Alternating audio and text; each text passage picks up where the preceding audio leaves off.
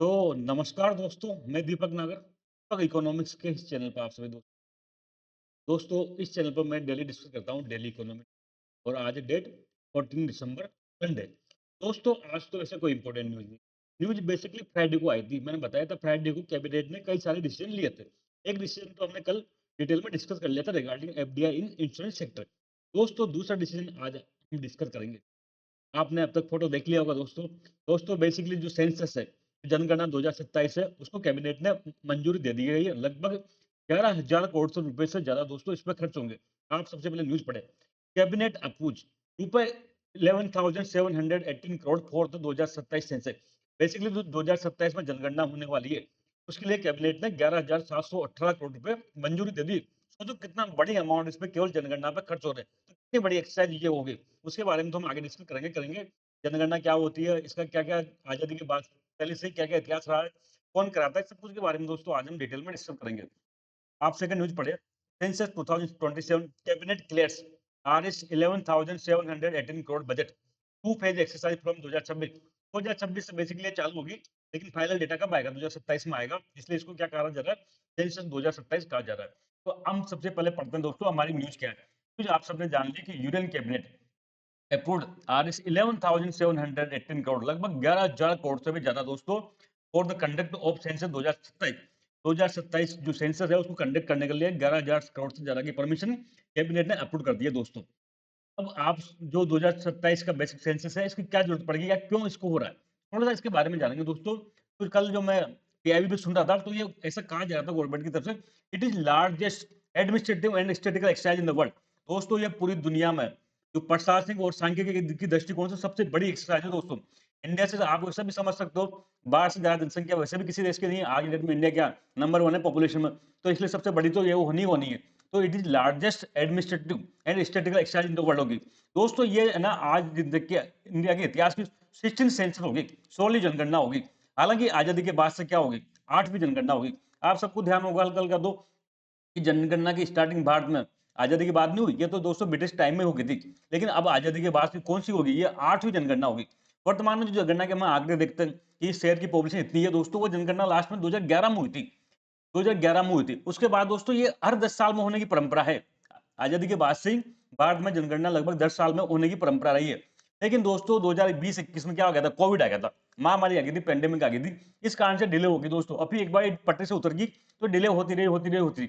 Finally government ने अब निर्णय लिया लगभग 5-6 साल के डिले के बाद कि 2027 में तो इसको कराएंगे किसी भी स्थिति में। ठीक है दोस्तों, यहाँ पर के बाद कुछ की पॉइंट जानते हैं जनगणना के बारे में या सेंसस के बारे में। तो सेंसस है, जनगणना वो यूनियन सब्जेक्ट है दोस्तों। यूनियन सब्जेक्ट मतलब संघ सूची का विषय है, राज्य नहीं करा सकता। जो जनगणना का काम करने का जिम्मेदारी किसका है, तो भारत सरकार का, इसलिए it is A union subject. ठीक है बात आता है लीगल फ्रेमवर्क, क्या इसका कोई कानून है क्या? बिल्कुल कानून है दोस्तों। इसके लिए दोस्तों इसके लिए एक एक्ट बना हुआ है, पार्लियामेंट ने एक्ट पास किया हुआ है, सेंसस एक्ट 1948।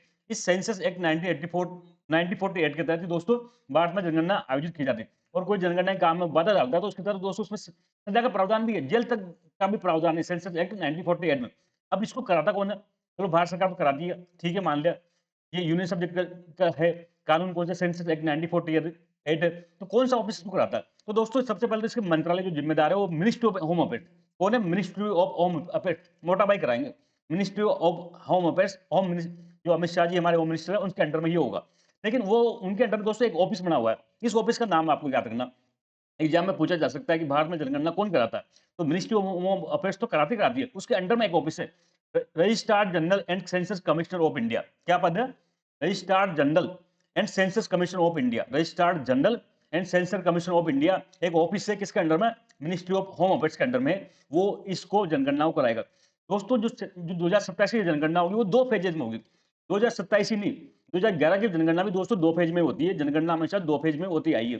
सबसे पहले दोस्तों जो जनगणना होती है, उसका पहला जो फेज होता है दोस्तों house listing and housing census, HLO. क्या होता है? जो फेज 1 होता है जनगणना का, वो होता है house listing and housing census, HLO होता है दोस्तों। तो सबसे पहले क्या होता है, जब जनगणना प्रारंभ होती है तो सबसे पहले हाउस की लिस्टिंग होती है। जैसे तुम बोलो एक गांव में जनगणना होनी है, तो एक गांव में कितने मकान है, उस मकान की दोस्तों पहले लिस्टिंग होगी। फिर उसके अंदर में कौन कितने लोग रहते हैं उसकी जनगणना बाद में होगी। तो जो पहली फेज होती है दोस्तों जनगणना की, वो होती है house listing and housing census, HLO. ये चलेगा अप्रैल 2026 से सितंबर 2026 तक। कब तक स्टार्ट हो गया?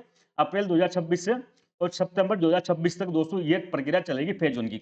इसके बाद जब एक बार हाउसिंग लिस्टिंग हो जाएगी, तब दोस्तों सेकंड फेज में आएगा पॉपुलेशन इन्यूमरेशन। क्या होता है पॉपुलेशन इन्यूमरेशन? बेसिकली इसमें कुछ नहीं होता, जिसमें कार्मिकों की ड्यूटी लगी होती है जनगणना में, वो घर-घर जाते हैं, डोर टू डोर जाते हैं, हाउसिंग की लिस्टिंग होगी, उसके पास हाउसिंग की सूची है। अब हर घर में जाके पूछेंगे, कुछ डिटेल्स पूछेंगे, व्यक्ति का क्या नाम है, क्या काम करता है, वो कौन-कौन परिवार में मेंबर है दोस्तों, आजकल तो टीवी कितनी है, फ्रिज कितनी है, सब भी पूछते हैं उससे दोस्तों, उसमें पॉपुलेशन में काउंटिंग में बेसिकली। तो सेकंड फेज में दोस्तों पॉपुलेशन इन्यूमरेशन होगा, मतलब सही में जनगणना जो होगी दोस्तों फेज 2 में होगी। शुरुआत में केवल हाउस लिस्टिंग होती है। ये काम दोस्तों होगा फरवरी 2027 से स्टार्ट होगा इंडिया में। कब से स्टार्ट होगा? फरवरी 2027 से। लेकिन जहाँ पर बर्फबारी ज़्यादा होती है, जैसे पहाड़ी एरिया है, तो दोस्तों वहाँ फरवरी में तो बर्फबारी गिरती है, तो वहाँ काम हो नहीं सकता। तो ऐसे स्नो बाउंड एरिया में ये सितंबर 2026 से फेज 2 चालू हो जाएगा। लेकिन ओवरऑल पूरे इंडिया में जो सेकंड फेज का काम है वो फरवरी 2027 से स्टार्ट होगा। दोस्तों अब रेफरेंस डेट कब के लिए जाएगी? रेफरेंस डेट मतलब इस दिन तक का बच्चा जन्मा हुआ व्यक्ति की क्या होगी?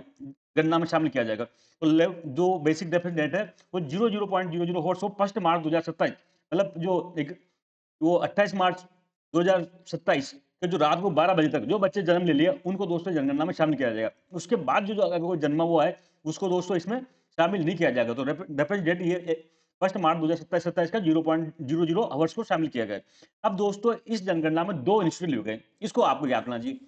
जो बेसिकली जो सेंसस 2027 में इसमें 2 मेजर इंस्टीट्यूट लिए गए जो पहली बार होंगे।